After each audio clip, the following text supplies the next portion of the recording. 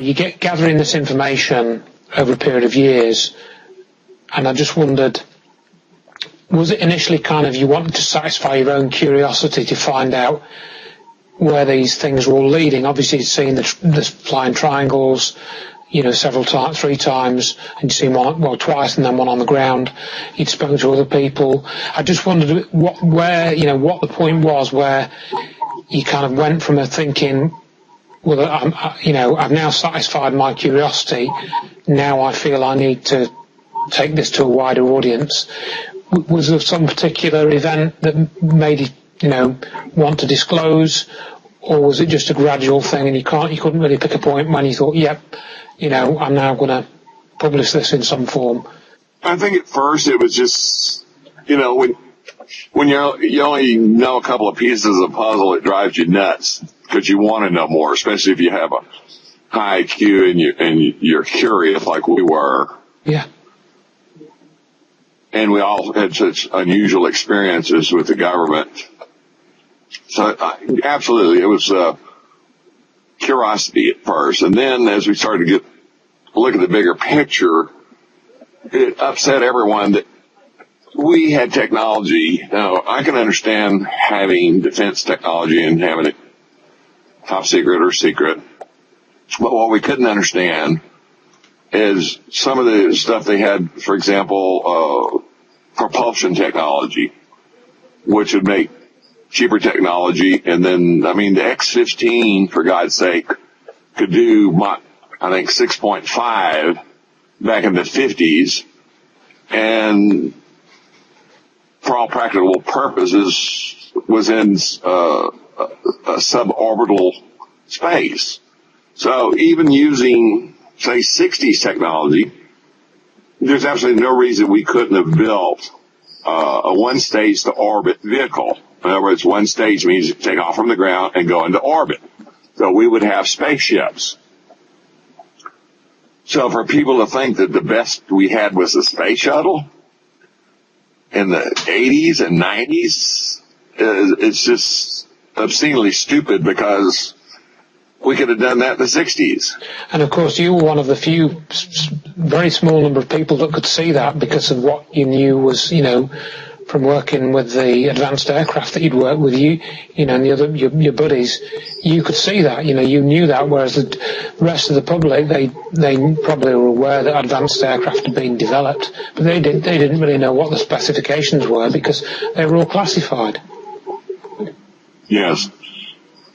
So, there was clean, there's no such thing as free energy. There's cheap energy. In other words, you have to build stuff in order to get cheap energy. So this misnomer, there is no free energy, because you have to build a device. There's a cost to build it, and then probably some kind of startup system that uses some energy before it becomes one over unity, and it's putting out excess energy, like low energy nuclear fusion with LENR. So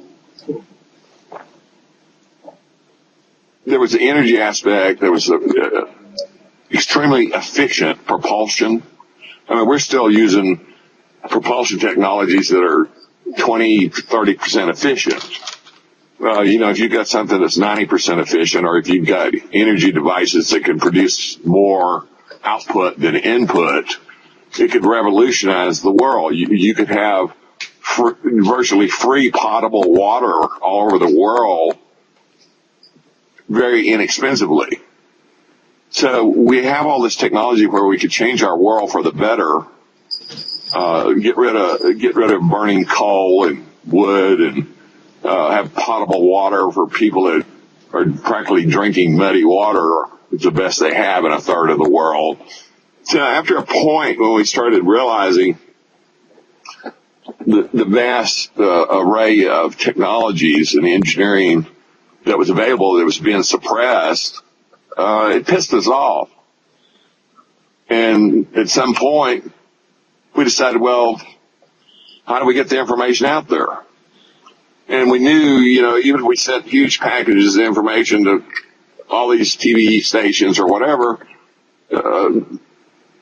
the different agencies of government have pretty much infiltrated all these corporate media. And in fact, there's no independent TV stations or networks. They're all owned by these massive media corporations, which control the information, and they all have an agenda. Did you realize that back then? You know, had you already figured that out, or you know, you knew from experience, or you know, what were your thoughts back in the early 90s when you were going through all of this? Well, it's just like the publishing industry, the media industry. These large corporations started buying up smaller media to where there's like 5 major media corporations in the world that control 90% or 95% of all media. So you can see it happening over time. That eventually the corporations and their agenda. I mean, for example, if a corporation like Fox, News Corp, or Rupert Murdoch wants to put out a conservative agenda, that's all they're going to put out. Right. And it's very slanted. It's extremely slanted to one point of view. And then if you've got, say, another corporation that owns CNN that leans towards liberal, then that's their agenda, and it's slanted. So we realized that going to the news media would not, somehow they'd probably figure out who the hell was doing it. So you never even sort of tried to do that. You didn't think, right, well, we'll just, you know, do like an executive summary and we'll just then send it to, you know, New York Times or, you know, one of the big papers on the West Coast. You didn't really ever think you were going to do it that way. Well, no, we didn't. We discussed different options, and then everybody knew I was a great writer because I'd written stuff for high-ranking government and military people. I'd given briefings, oral and in writing. It had to be damn near perfect. But, you know, you don't want to get up the Pentagon or Air Staff or something like that and screw up a presentation. So yeah, of course. And I'd written some short stories just for fun. So they decided as well, since you're the best writer, why don't we put as much information we can in a fiction book and see how well that goes. Right. And that's how the idea, it was really, originally we called it the Abductors. It was a working title. And then when I hooked up with Brad Steiger, Bob Silverstein is my agent, and Brad Steiger my co-author, we realized somebody already had a book out, fiction book called The Abductors. So we changed it to Alien Rapture, which I wasn't really happy with. I guess that wasn't your title. Was that something that Brad Steiger came up with? I was going to ask you about that. Yes, I believe it was Brad. He, I don't know how it came about, but we came up with Alien Rapture because of I don't want to give away the book, but basically because of the alien influence on humanity. Yeah. See, I wanted the book to be more about the technology and less about anything to do with aliens. I didn't know anything to do about aliens. I'd never seen one. None of my friends had ever known anything about aliens. So it was an area that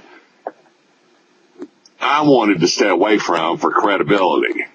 Yeah, yeah. So when I had to write up this alien agenda as part of the plot, I think we did a good job of it, but that wasn't the point of the book. The point of the book was to get out true information in the guise of fiction.